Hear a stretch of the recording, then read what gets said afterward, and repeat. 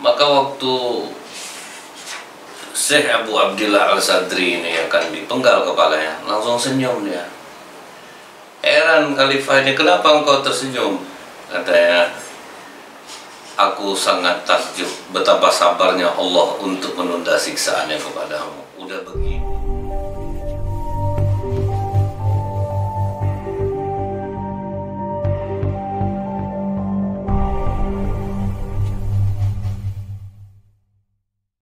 A'udzu billahi minasyaitonir rajim. Bismillahirrahmanirrahim. Assalamualaikum warahmatullahi wabarakatuh. Innal hamdalillah nahmaduhu wa nasta'inu wa nastaghfiruh wa na'udzu billahi min syururi anfusina wa min sayyiati a'malina. May yahdihillahu fala mudhillalah wa may yudlil fala hadiyalah. Asyhadu an la ilaha illallah wahdahu la syarikalah wa asyhadu anna Muhammadan abduhu wa rasuluh. Allahumma salli wa sallim wa barik ala hadzal nabiyil karim wa ala alihi wa sahbihi ajmain. Kaum muslimin muslimat di mana saja berada, yang semoga kita semua senantiasa dirahmati oleh Allah. Kembali kita bersyukur kepada Allah dengan mengucapkan alhamdulillahirabbil alamin. Bersolawat kita kepada Rasulullah Sallallahu Alaihi Wasallam dengan ucapan Allahumma salli ala Muhammad wa ala alihi wasallam. Kita akan kembali melanjutkan tentang kitab Qisasul Aulia. Kali ini Syekh Salih Al-Ja'fari dan Syiah ekstrim. Nah, Syiah ekstrim ini dia pergilah mengunjungi Syekh Salih Al-Ja'fari ini. Dia baik nih, waktu dia mengunjungi Syekh Salih Al-Ja'fari, dia mengagumilah kasidah-kasidah Syekh bagus-bagus, kami senang, macam-macam lah. Setelah itu mereka mulai menceritakan keburukan-keburukan sahabat Rasulullah, istri-istri Rasulullah, sibuk dia. Nah, awalnya dipujinya Syekh ini nih, supaya Syekh ini diam, maksudnya habis dipuji, terus dia jelek-jelekin sahabat-sahabat Rasulullah. Dia jelekin istri-istri Rasulullah. Setelah itu Syekh ini bertanya tentang guru-guru orang-orang Syiah ini. Bagaimana guru-guru kalian? Nah, mereka pun menyebutkanlah kami itu memiliki sejumlah guru-guru yang agung, memuji-muji gurunya lah.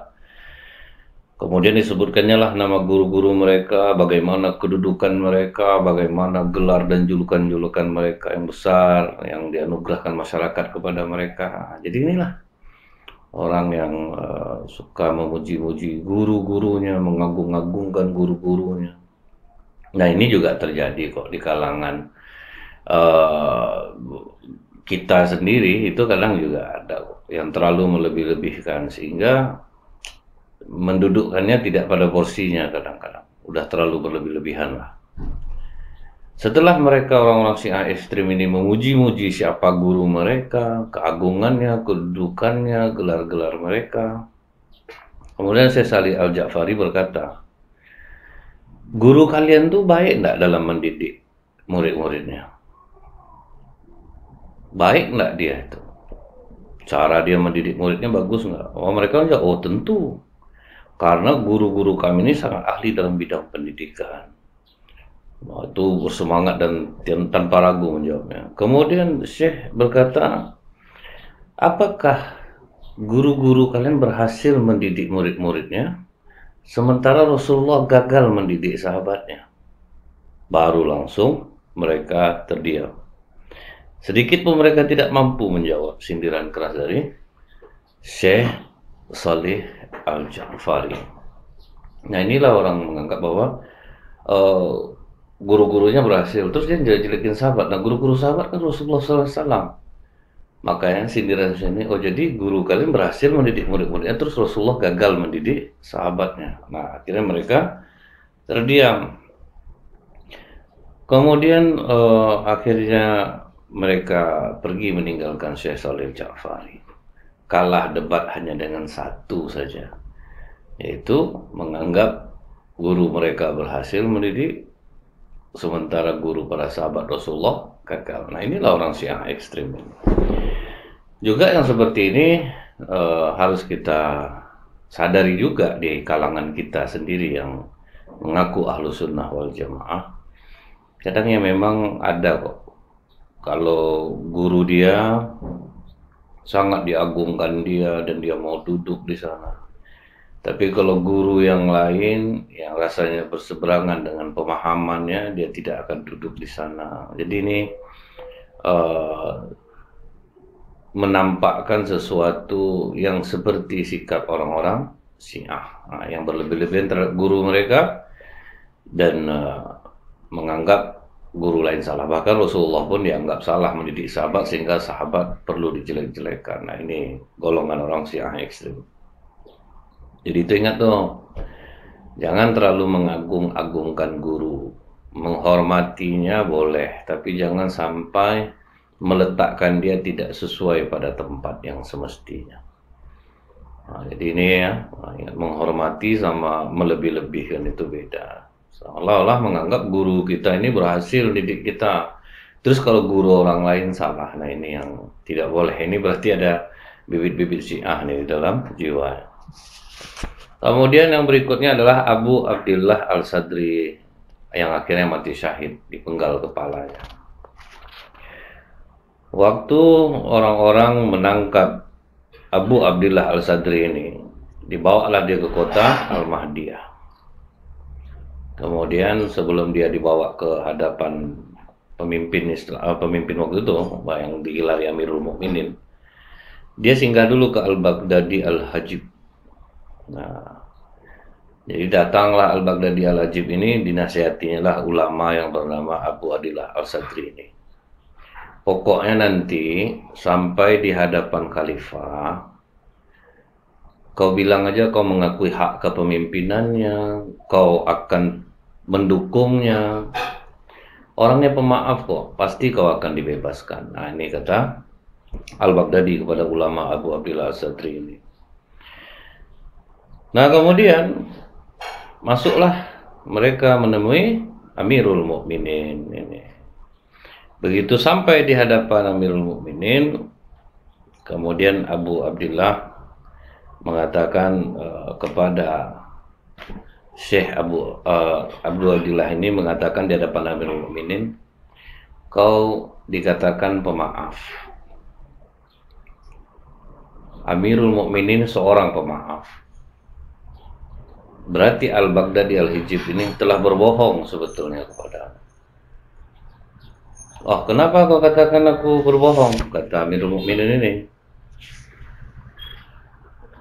Dia memanggilmu Amirul Mukminin.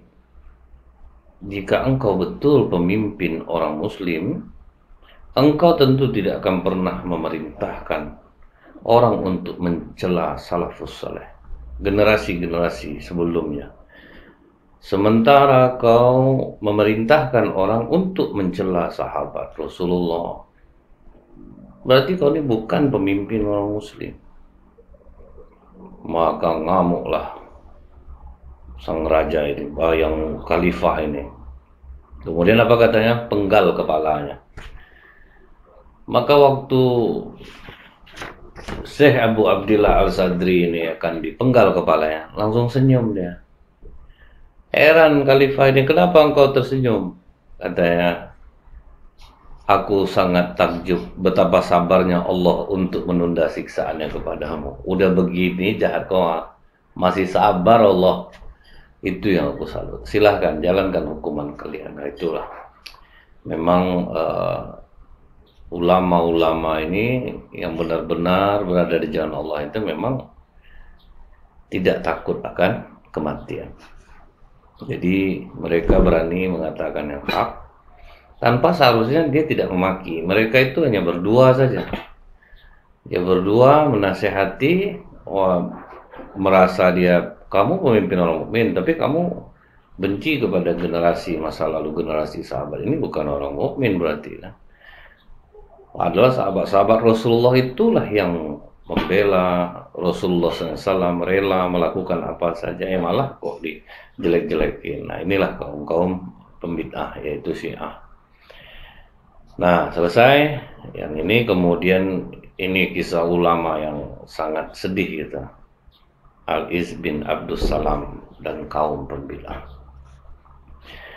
Jadi di Damaskus itu ada seorang sultan yang dimuliakan, namanya Ibnu Sultan. Nah, namanya Ibnu Sultan, dia seorang sultan.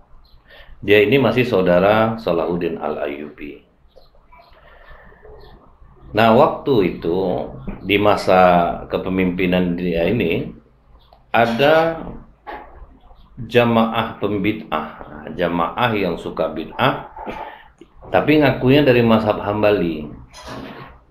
Kemudian mereka inilah disebut penganut Al-Hasyawiyah. Mereka dekat betul sama sultannya, dekat sama pemimpin. Kemudian mereka mengatakan bahwa akidah kami ini akidah para sahabat dan tabi'in, akidah Ahmad bin Hambal dan pengikutnya. Nah, target dia itu agar sultan terpengaruh, kemudian dan berpandangan bahwa siapapun yang bertentangan dengan akidah Hasyawiyah ini berarti dia halal darahnya dan dia kafir. Nih, nanti kita akan tahu di pemahaman Hasyawiyah ini seperti apa. Golongan Hasyawiyah ini mereka itu membaca Al-Quran, apa teks yang tertulis itulah artinya. Nah, itu orang Hasyawiyah. Jadi misalnya nih, naskah Al-Quran itu berbunyi tangan Allah, wajah Allah. Ya udah, Allah tuh punya tangan katanya, Allah tuh punya wajah. Nah, itu Al-Hasyawiyah. Pokoknya apa yang tertulis di Al-Quran itu itulah artinya. Tidak ada kias yang lain, tidak ada pemaknaan yang lain. Pokoknya sesuai dengan teks. Jadi mereka inilah mengatakan Allah itu bertangan, ya sama kayak manusia punya tangan, Allah punya wajah sama kayak manusia punya wajah. Itu Al-Hasyawiyah.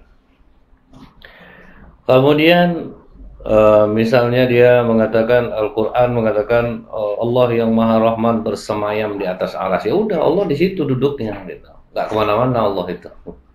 Jadi tidak ada ibaratnya pemaknaan lain. Apa yang tertulis di Al-Quran itu yang artinya. Nah, kemudian dia mengatakan bahwa Allah itu memiliki arahnya di sini, dia duduknya di situ. Jadi dikasih tempat lah Allah itu oleh mereka. Dan itu tok artinya itu, nggak ada yang lain lagi. Orang-orang Hasyawiyah ini muncul sebetulnya di Halaqah Imam Hasan Al-Basri. Jadi di Halaqah itu Imam Hasan Al-Basri ini menyingkirkan mereka karena mereka itu suka membahas di luar bahasan. Makanya dikatakan Al-Hasyah. Jadi dia membahas sesuatu yang di luar bahasan dan ngelantur menurut Imam Hasan Al-Basri. Makanya Imam Hasan Al-Basri menyuruh mereka tolong jangan di sinilah, di pinggir aja lah duduknya. Kalau yang ini nggak usah ikut Halaqah aja. Makanya dia dinamakan Al-Hasyawiyah. Orang-orang yang membahas di luar bahasan dan dipinggirkan. Nah, itu Hasyawiyah. Nah, dia ini paham ini terus ada di masyarakat. Sampai dia ini berhubungan dengan sultan sangat baik. Sultan sampai simpati kepada mereka. Pokok dekat lah. Nah, dekat dia sama sultan. Kemudian waktu di masa sultan ini ada seorang ulama yang namanya itu Al-Iz. Syekh Al-Iz ini disurati oleh sultan karena sultan mau ketemu dia malah nggak mau gitu. Jadi ini ulama yang dia tahu sultan sudah terpengaruh dengan Al-Hasyawiyah. Jadi ketika sultan ingin bertemu dengan dia tidak mau. Karena apa? Kadang ulama ini malas dekat dengan penguasa, itu ya salah satunya ya. Kadang kita harus membenarkan sesuatu yang salah yang dilakukannya. Kita nasihatin juga tidak masuk. Nah, tambah lagi ini udah ada orang-orang yang mempengaruhinya, orang-orang Hasyawiyah. Kemudian Sultan menyurati Al-Iz ini karena dia tidak mau ketemu, kan agak emosi itu. Aduh, masa seorang pemimpin mau ketemu ulama, nggak mau dia gitu. Kalau kita sekarang ini kan adalah kalau ustadz diundang para pemimpin ya bergegas kali datangnya ya. Ada rasa bangga lah gitu, aku diundang gubernur, aku diundang presiden, aku diundang apa. Tapi bagi sebagian ulama kita juga harus memaklumi juga gitu, mereka tidak mau ketemu itu kita harus maklum. Jadi jangan sampai dikatakan ulama yang tidak mau ketemu pemimpin itu dia ulama yang salah, karena dia menjaga dirinya. Kalau mau bertanya, mereka akan jawab. Nah, contohnya, akhirnya Sultan kan menyurati Syekh Al-Is. Disuratilah Syekh Al-Is ini, ditanya mengenai akidahnya. Akhirnya Syekh Al-Is menjawab dasar-dasar akidah yang disepakati oleh para ulama. Dijawablah. Dikembalikan surat itu kepada Sultan. Nah, Sultan membaca dasar-dasar akidah, waduh, ini berbeda dengan Al-Hashawiyah. Akhirnya mereka menganggap bahwa Syekh Al-Is ini sudah keluar dari manhaj para ulama. Nah, justru malah ulama yang benar terfitnahkan gara-gara kedekatan orang-orang yang salah kepada pemimpin. Nah, golongan Al-Hashawiyah ini. Padahal isi surat Syekh Al-Is ini betul. Nah, ini bisa kita lihat di dalam Tabaqat Al-Syafi'iyah Al-Kubra. Nah, di situ ada balasan surat Syekh Al-Is mengenai dasar-dasar akidah yang disepakati ulama. Nah, makanya Syekh Al-Is ini dimusuhi oleh Sultan dan orang-orang yang berpaham Hashawiyah. Jadi waktu pembacaan surat Al-Is ini banyak tuh ulama fikih dari segala penjuru negeri hadir, tapi semua diam. Cuman adalah satu orang yang mengatakan ini bulan Ramadan, Sultan, alangkah baiknya kalau memang Syekh Al-Is itu salah dimaafkan. Nah, ini masih lembut nih. Tetapi akhirnya ada seorang ulama yang bernama Jamaluddin bil Ajib Al-Maliki. Dia temui semua ulama-ulama fikih yang hadir waktu Sultan membacakan surat Syekh Al-Is. Marah dia, kalian kan tahu isi surat itulah akidah Islam. Kalian takut kekurangan dunia kalian, sampai kalian tidak mau mengatakan yang benar. Makanya hancurnya negeri ini kadang bisa diamnya para ulama. Nah, itu yang bahayanya. Jadi semuanya terdiam waktu Syekh Al-Hajib Al-Maliki ini ngomong. Akhirnya bagaimana caranya supaya bagus lagi hubungan Syekh Al-Is dengan Sultan ini? Akhirnya Sultan menyarankan coba ketemulah. Nah, nanti dibicarakan Syekh Al-Is dipertemukan dengan beberapa ulama. Coba nanti kalian ngomonglah kalian. Nah, gitu. Kemudian Syekh Al-Is mengatakan, ya udah, kalau memang mau ngomong, kami ini bagian dari pembela agama Allah. Kami tidak akan takut untuk berbicara. Kalau memang mereka benar, ayo duduk, pertemukan aku dengan mereka. Nah, agak tersinggung Sultan nih, karena dibilang kami ini pembela agama Allah. Kami tidak takut siapapun. Nah, tersinggung dia, akhirnya dihukumlah Syekh Al-Is ini. Cuman hukumannya tidak hukuman fisik. Apa hukumannya? Harus berhenti memberi fatwa. Kemudian tidak boleh berkumpul dengan siapapun. Selalu tinggal di rumahnya. Itulah hukuman untuk Syekh Al-Is. Syekh Al-Is begitu dia diberi sanksi seperti ini, senang hatinya. Inilah kesempatan aku berkhulwat kepada Allah. Kalau aku berfatwa, bebannya berat. Aku harus bergaul dengan orang, bebannya berat. Nah, ini aku dihukum seperti ini laksana hari raya bagiku. Jadi mendengar pengakuan Syekh Al-Is ini, akhirnya Sultan bingung juga. Ini orang dikasih hukuman malah senang gitu, malah menjadi suatu kebahagiaan. Nah, karena konflik yang tak kunjung selesai ini, akhirnya adalah seorang ulama yang sangat disegani oleh Sultan bermazhab Hanafi, namanya Syekh Al-Alamah Jamaluddin Al-Hasiri. Dia datang pakai keledai. Sampai di istana Sultan ini, Sultan malah melarang dia jangan turun dari keledainya, Syekh, masuk saja. Jadi Sultan ini sebetulnya baik. Dia baik. Masuk saja, Syekh, bareng sama keledainya sekali, masuk aja ke kerajaan. Setelah itu duduklah dia bersama Syekh Al-Is ini. Bukan Syekh Al-Is, Agung yang bernama Syekh Al-Alamah Jamaluddin Al-Hasiri. Duduklah Sultan sama dia. Ceritalah Sultan nih, aku bertengkar sama Syekh Ali ini Syekh.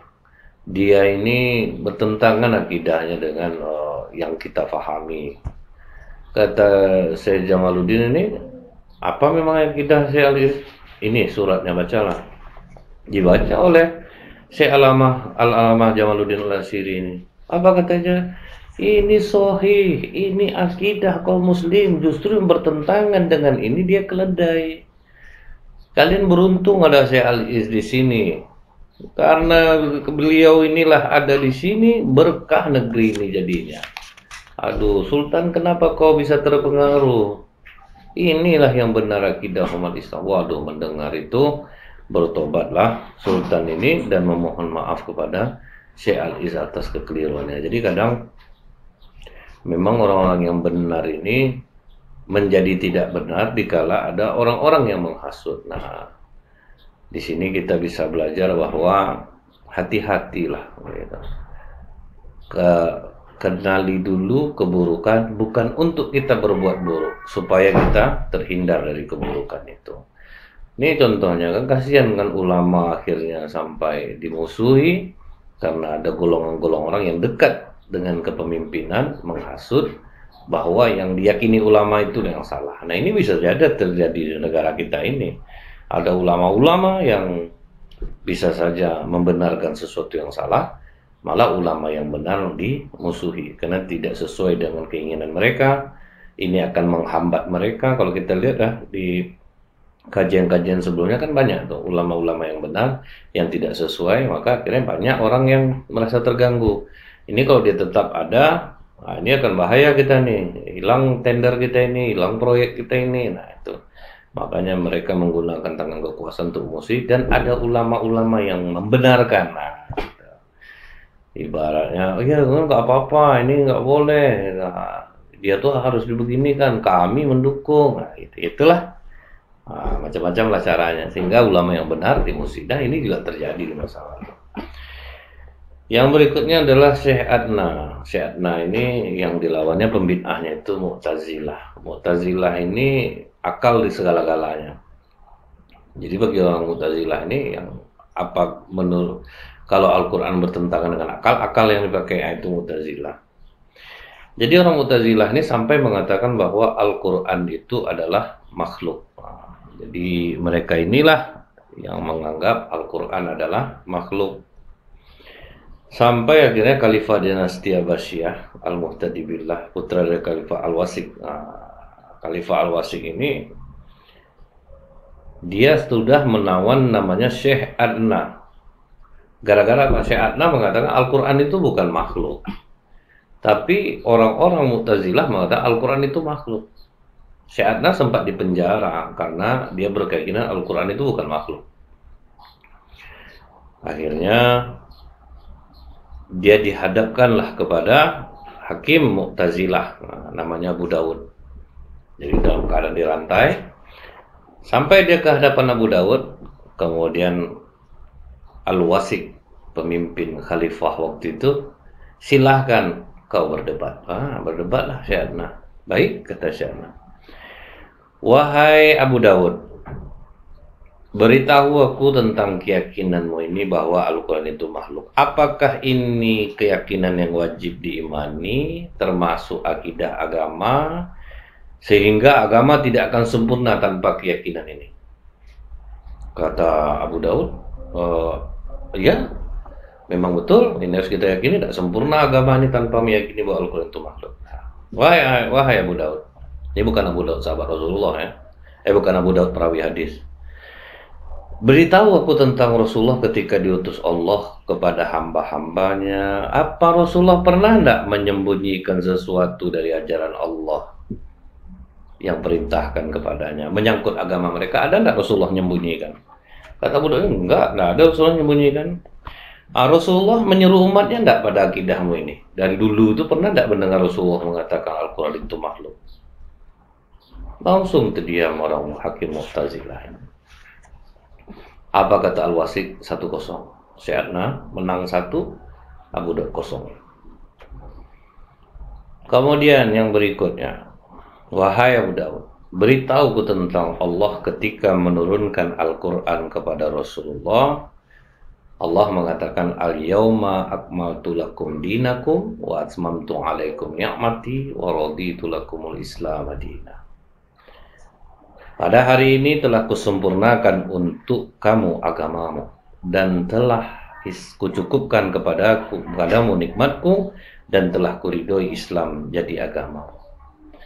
Allah benar tidak dalam hal dia telah menyempurnakan agamanya ini, atau engkau yang benar dalam memandang agama ini kurang sehingga agama ini memerlukan akidah ini? Allah bilang kan Al-Quran ini sudah sempurna. Berarti keyakinan kau ini berarti agama belum sempurna sehingga perlu disempurnakan. Maka Abu Daud pun terdiam. Kata Al-Wasik 20. Kemudian apa kata Syekh Adna? Beritahu aku tentang akidahmu ini. Rasulullah tahu atau tidak mengenai akidahmu ini, mengatakan Al-Quran itu makhluk. Lalu Rasulullah menyeru tidak kepada manusia untuk ini? Dia pun terdiam.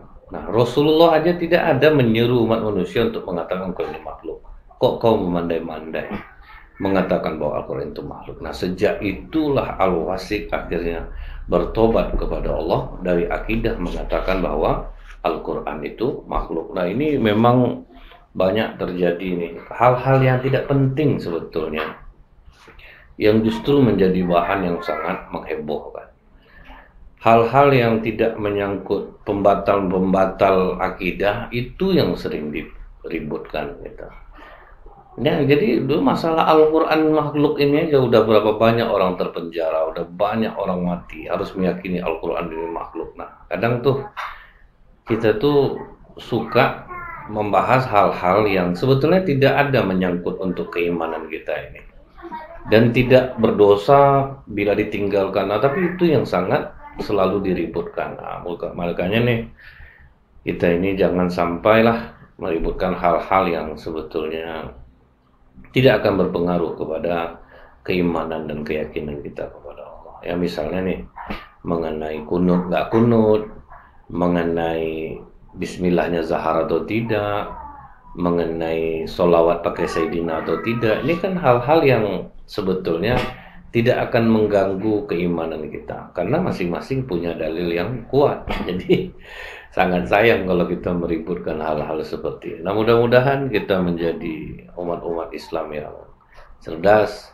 Dengan mengkaji sejarah ini kita tahu ternyata hal seperti ini dulu juga sempat ribut ternyata, yang bahkan mengorbankan nyawa, dan banyak ulama yang terpenjara gara-gara hal-hal yang sebetulnya tidak penting untuk keimanan umat Islam. Subhanakallahumma bihamdika asyhadu an la ilaha illa anta astaghfiruka wa atubu ilaik. Assalamualaikum warahmatullahi wabarakatuh.